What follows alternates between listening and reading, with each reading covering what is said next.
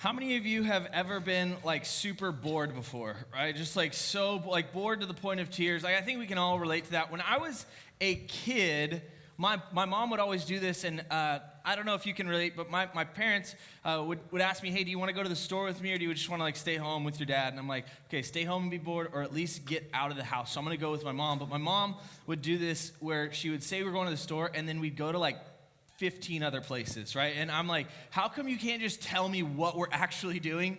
And we would always end up at the fabric store. My mom, she makes dresses, she sews, and so we'd always end up at the fabric store. And fabric store is proof to me that hell exists. And so, like, it was so boring. And for some, like, if you like it, I'm not hating on that. I'm just saying, like, for me, it was so boring. And my options were to go in with my mom and be bored to death, or to stay in the car, because it was the 90s, and you could do that without CPS being called back then. And so I would be like, do I sit here and be bored in the car, or do I go inside and be bored and risk the possibility that I'll be getting a lot of trouble in there too, right? Like, what do I do? I'd be so bored. But I think that's what a lot of people think about when they think about church, right? Church is just a place where you go and it's super boring, and you show up and you have to sit there and listen to someone go on, and you have to listen to outdated music, and you have to like all these things that people have this view of church, and it's a stereotype that exists that church just has to be boring. Like, it can't be fun, and a lot of times that's what people think. Right? And maybe you've thought that too. Maybe you thought, okay, yeah, I'll just go to church, but I'm never going to have fun. Not going to be exciting. It's just going to be a boring time where I get to go there and whatever. Right? And that's not what church is. Right? That's not what church is, but maybe for you, that's been your experience.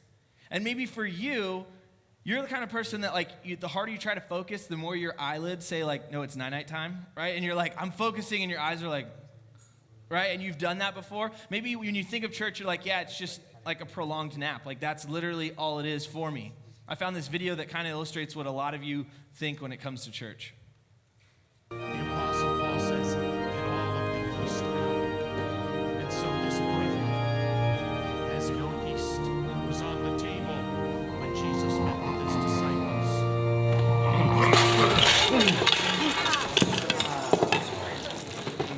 3 pieces of matzah, bread of affliction. Right? Maybe you're like Zach King there, and you're like, dude, yeah, just some of you are going to show up next week with a cardboard box with your face on and be like, I know your tricks, right? Like, we just think of church, and we're like, church is not a fun thing. It's boring. And this series that we're in right now, we're in a series that's called We Are, where we're going to talk about what we're about. Because if our job as the church is to invite people to church, if it's to invite our friends, we're going to encounter objections. We're going to encounter questions. We're going to encounter all these things that people are going to say. And one of the things that we hear the most is that church is boring. But is that just how it's supposed to be? Is church just going to be boring no matter what? Is that how it is? And what we want to do in this series is we want to unpack that, and we want to look at what Jesus says about this. Right? Not what your grandma's church down the street says, not what the church culture says, not what tradition says, none of those things. We want to look at Jesus, and what we need to know is that Jesus is in the business of tearing down walls and building bridges. That's when Jesus came. What he did is he walked around as he would tear down walls and he would build bridges. Right? When people come through the doors of a church, many times they come in with their walls up. They come in closed off going, I don't know about this whole church thing. I don't want to experience it. I'm not sure about it. Anyone ever had walls up in their life? Not just church, but in their life. You're just like not going to let people in. You're going to keep those walls up, right? My 1-year-old daughter, she at home will have so much fun. Like, she's like talking all the time. She's playing. She'll point. Like, she's super high energy and crazy. When I bring her around other people, like I bring her to church, I bring her to a party, I bring her something like that, she gives people the death stare, right? Like she just sits there and people are like trying to play with her, like, oh, you're so cute. And she's just like, right? Like, sometimes I wish in social situations that it was acceptable to do what she does, right? Like, when you don't want to talk to someone, you still have to be like, oh, yeah, huh, yeah, I got to go do homework, right? Like, when they talk to her, she's just like she'll just look the other way, like, yeah, you're so uninteresting. Like, she's just out, right? But at home, she's like crazy. When she comes out, she has these walls, though. People have walls up, and they go, I don't want to let you in. I don't want to let people in to know the real me.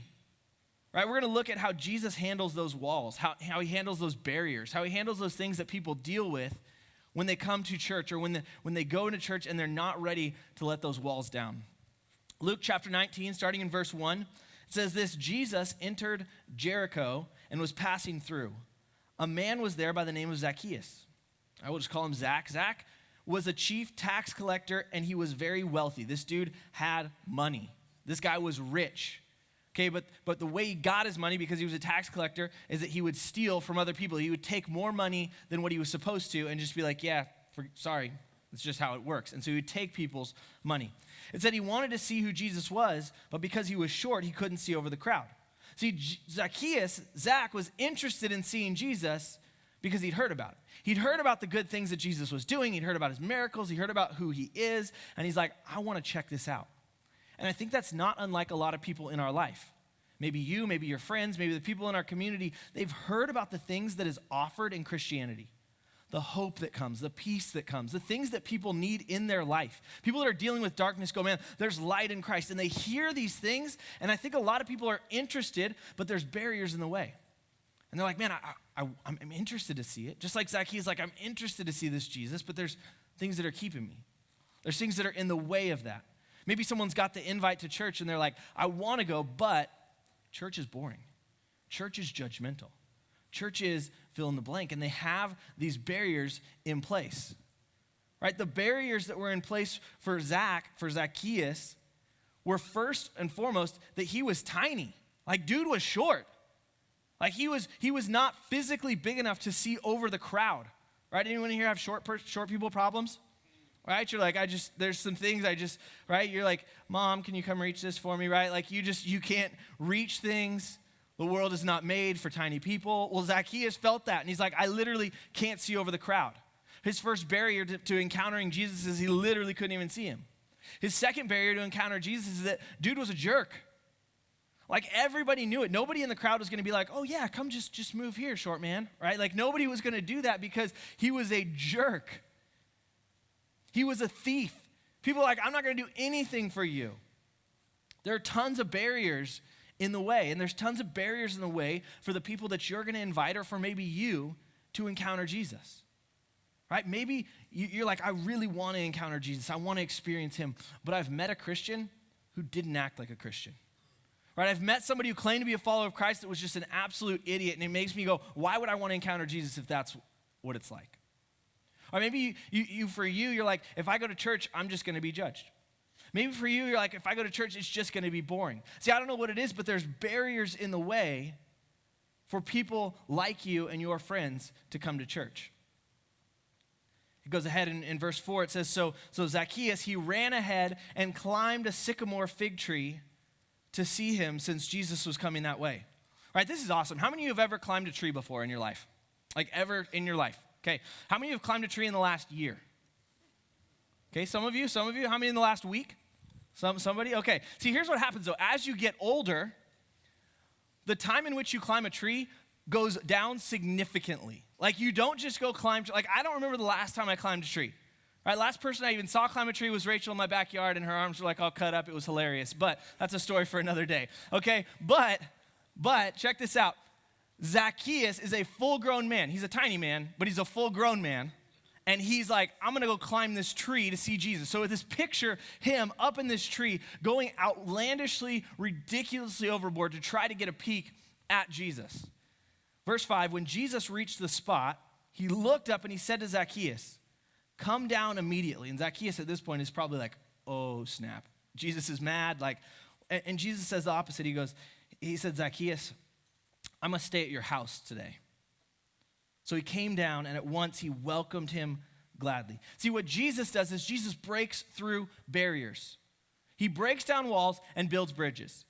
Right away, he breaks down that barrier, and what people probably are saying at this point is like muttering about Jesus, like, Jesus, really? You can't do that? Like, that's not tradition. That's not etiquette. That's not okay. You can't go to his house. See, when we say, man, we're going to have fun in church, there's a lot of tradition packed into that. There's a lot of etiquette packed in there. There's a lot of things that people go, I don't know that you can do that in church. That's not very churchy. That's not very like what we're supposed to do in church. But Jesus, in the light of all the stereotypes and all the things that people were saying, he literally said, I don't care. I'm going to break down that wall because I know what is most important. Like, I can't think of a better way to illustrate that than literally this weekend. It's Martin Luther King Jr. weekend. Like, some of you are like, I just know I don't have to go to school tomorrow, and that's all you know about it. Like, literally this weekend is about celebrating a man who said, here's what society says, and he said, no, I'm gonna break down that wall, that stereotype, those things that we're supposed to do what is right. To do what is supposed to happen because even though it's countercultural, it's right. Jesus was like, I'm gonna go and I'm gonna reach out to Zacchaeus and I'm gonna go to his house for a party because it's what's right. Jesus wasn't like, hey, I need you to come down so I can just yell at you, so I can preach at you, so I can tell you all the things you're doing wrong. Jesus didn't do any of that. Jesus literally said, come down, I want to go party at your house. Right? He was building bridges. And it says that Zacchaeus welcomed him gladly. Another translation says that he received him joyfully. What I want you to see is that Jesus brought joy and excitement and engagement before he said anything to him. Before he even said a word to him, he brought joy and excitement and engagement. Verse 7, all the people saw this and they began to mutter, he has gone to be the guest of a sinner. But Zacchaeus stood up and he said to the Lord, he said, look, Lord, here and now, I give half of my possessions to the poor. And if I have cheated anybody out of anything, I will pay back 4 times the amount. Jesus said to him, today salvation has come to this house because this man too is the son of Abraham. And then Jesus gives us that peek into who he is, and he says this, for the Son of Man, which is him, came to seek and save the lost. Jesus tells us that he's here to seek and to save the lost. He tells, that is why I exist. And that means breaking down walls so that people can encounter me, so that people can get to a point where they encounter me. Zacchaeus had all these walls up. And he's like, man, I'm going to break down those walls so that you can encounter me. Which is why the word that we're choosing for us, that we're going to live by, this series is all about words that we're going to live by. Last week we talked about the church being judgmental, and we said, no, we're going to be loving. We're going to do the opposite of that. This week, like, man, but the church is boring, and we're going to be opposite of that. And if you haven't got the word yet, our word is fresh. We're going to be fresh, right? We're going to be fresh this year, all year long, right? We had Fresh Prince in the house. He kind of looked like Jack, but it wasn't Jack, it was Fresh Prince. And we had, that's what we're going to be about. Because I don't want that boring, mundane, stale church that you might think of, right? I don't want that. See, I grew up in that. I've told you guys this before, but I grew up in church, and my parents, man, we were so spiritual. They were like, we're not going to one service, we're going to 2. And first service, I would go and sit in my kids' classroom, and it was so fun. And then the second service, I had to go sit in the adult service with them, and it was so boring. Right? I remember taking the little offering envelope things and drawing all over them as much as I could with a little tiny pencil. I'm like, just give me a big pencil with an eraser, right? I don't know why, but I would draw on that. I remember one time I took marbles and literally rolled them down the stairs and saw how many stairs they'd go down before somebody got super mad at me. I got 4 stairs. It didn't even last that long, right? I remember taking the bulletin. They used to do this bulletin. I don't know if you know what that is, but it's kind of the announcements and stuff. And I remember reading every single word, front, middle, back, not because I cared, but because I was so dang bored that anything was going to help me stay focused. Right? That's a barrier that's in the way of us experiencing Jesus, encountering Jesus for you, for your friends. That's not what we want for you guys. We don't want this to be a place where you come and you're like, yeah, it was just kind of boring, kind of average, not very fun, not very exciting. I didn't really engage much. See you later. That's not what we want. We want this to be a place that is going to be fresh, that's going to be new, that's going to be engaging and exciting, something that you want to be a part of. When you leave, you're like, man, I want to come back to that. Right, when you go to the grocery store and you pick out vegetables, you don't pick the one that's withered and dead. You pick the one that's fresh. You want to go to something that's exciting, that's fresh. Here's why, because fun breaks down walls. Okay, a couple of weeks ago, I got invited to go help with some underprivileged students that have bounced around in a couple of different foster homes, have been in some bad situations, and they asked if I would come be an adult mentor to them. I'm like, yeah, sure, I'll go to spend a couple hours with them. And there's about 10 adults that were invited to this, and there was about 20 middle schoolers and high schoolers that were there. And we got there, and they told me where to go, and I was like, wait, are you sure? They said, yeah, we're meeting at Omni Fight Club.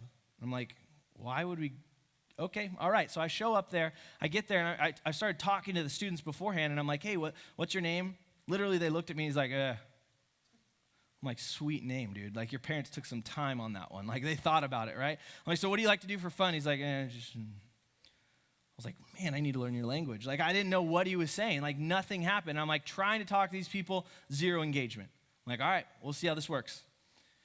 Then they started, and they're like, okay, we're going to start with doing like this 45-minute workout together at Omni Fight Club, all of us. And I'm like, oh, all right. We start doing this workout. We start like throwing the bags around, like doing all these things that we're sweating together. We're having fun together. We're working together. We're doing all these things. And by the end of the workout, 45 minutes in, not even a long workout, 45 minutes in, we sat down afterwards, and all of us are sharing stories and talking to each other and sharing not just about what happened, but getting deeper and sharing about our lives, sharing about difficulties. See, fun breaks down walls. When you work together, when you do something together, when you have fun together, it breaks down walls, which is why we want to create an environment where when somebody walks in and they're like, I don't know about this whole church thing. I'm not too sure about this. You've invited your friend and they come in and they're dealing with things in their life. We want to break down those walls, those barriers that they have by having fun. Another thing that breaks down walls is food. Right? Anyone here love food? Anyone can agree with me on this one?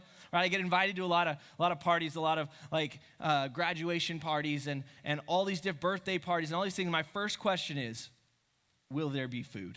Right? Will there be food? And I always hate this response, right? If you've done this, it's okay. I'm not hating on you personally. But when people say, there'll be finger foods. I'm like, really?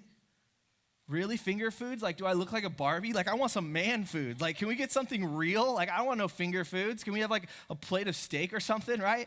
Like food breaks down walls. When you share a meal with someone, that's why we're going to do things here where we're just randomly, we'll have food. We'll have fun. We had a bunch of churros a couple of weeks ago. Right? We'll randomly have food because food breaks down those walls. People want to engage when that happens. We want to not just break down walls, but we want to build a bridge by being engaging. Right? We strive to have engagement in worship. Right? The Paulo and the band have done an excellent job of providing a place for you guys to worship, for you guys to encounter Jesus, for you guys to engage in worship. Right? My hope is that when I speak to you guys, it's not just like, oh gosh, here we go again.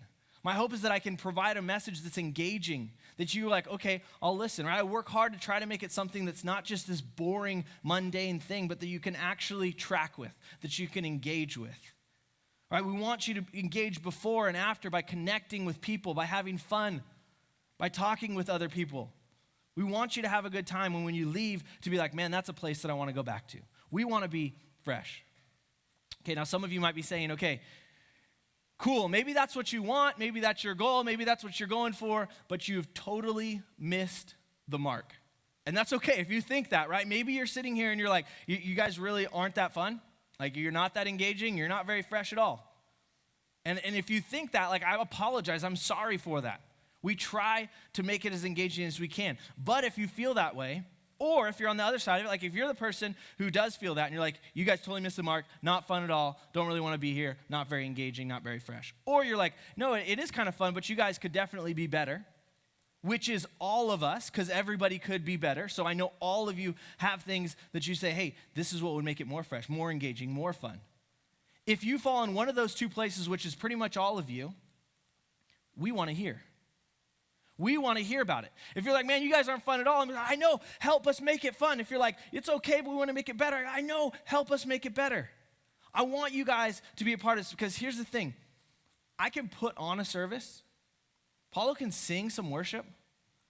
We can put facilitate a place for you to be, but ultimately this is your group.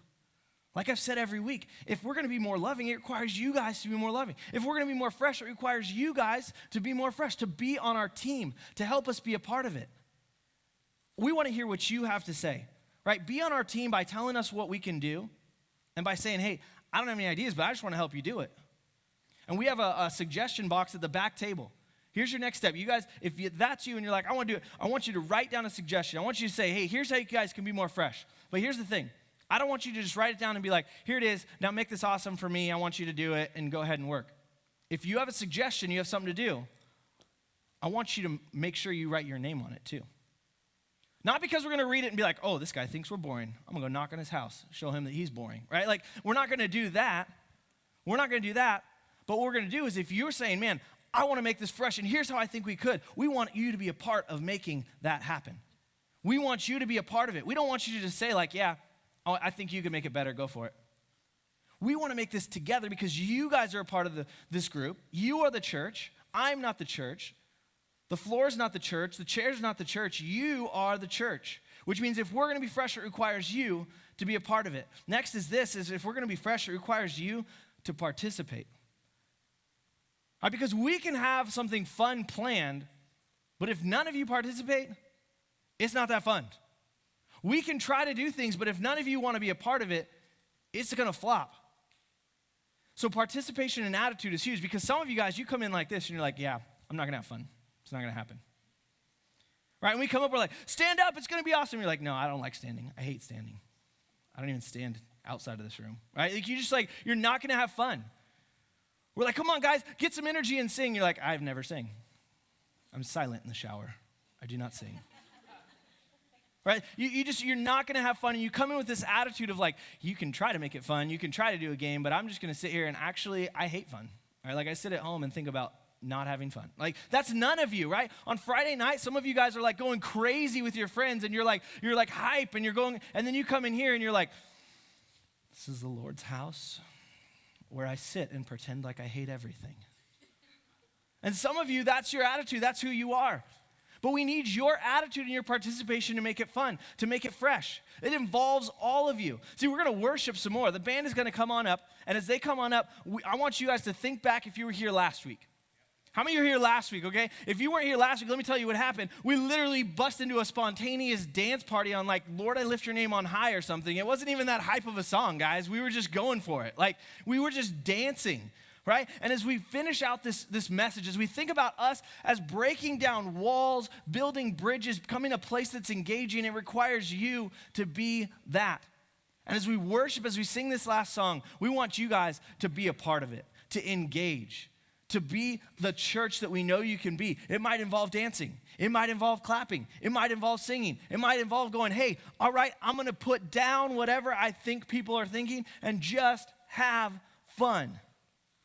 We're going to do that, and we're going to worship, and we need you guys to be the ones that are engaged, whether it's singing a slow part in worship or whether it's dancing as we close out today. We want to have some fun today, all right? So I'm going to pray for you guys.